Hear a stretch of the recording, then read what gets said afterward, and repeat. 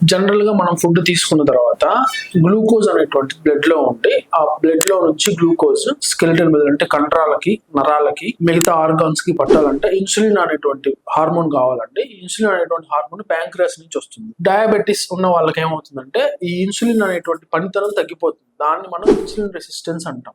ఈ insulin resistance రావడం వల్ల రక్తంలో ఉన్న గ్లూకోజ్ కండరానికి కానీ నరాలకు కానీ తీసుకోవాలంటే ఇన్సులిన్ రెసిస్టెన్స్ ఉండటం వల్ల తీసుకోలేక ఆ కండరాలకి గ్లూకోజ్ అనేది అందదు. కండరాలకి గ్లూకోజ్ అందకపోవడం వల్ల కండరాల నుంచి బ్రెయిన్ కి ఒక ఇన్పుట్ వెళ్తుందంటే దాని వల్ల బ్రెయిన్ కండరాల్లో గ్లూకోజ్ లేదు అని మనకు సిగ్నల్ ఇవ్వడం వల్ల ఆటోమేటిక్ గా షుగర్ ఉన్న పేషెంట్స్ కి ఆకలి ఎక్కువగా వేస్తుంది. ఎంత తిన్నా మళ్ళీ తినాలని అనిపిస్తుంది. బ్లడ్ మొత్తం షుగర్ ఉంటుంది, కానీ ఏ ఆర్గాన్ దాన్ని యూజ్ చేసుకోవడానికి పనికి రాదు. షుగర్ ప్రాబ్లం ఉంటే కేవలం షుగర్ మాత్రమే చెక్ చేసుకుంటే సరిపోదండి. దానికి తగ్గట్టుగా కొలెస్ట్రాల్, ఫాస్టింగ్ లిపిడ్ ప్రొఫైల్ అంటారు, కొలెస్ట్రాల్ ఎలా ఉందని చెక్ చేసుకోవాలి. గుండెకి సంబంధించి ఎలా ఉంది ఏంటి అనేది చెక్ చేసుకోవాలి. యూరిన్ ఏసియర్ అనేది చెక్ చేసుకోవాలి. రీనల్ పారామీటర్స్ అనేవి చెక్ చేసుకోవాలండి. ఇవన్నీ కంట్రోల్లో ఉంచుకుంటేనే మీకు షుగర్ కంట్రోల్లో ఉన్నట్టు. మీరు షుగర్ నుంచి కాంప్లికేషన్స్ రాకుండా చేసుకోగలుగుతారు.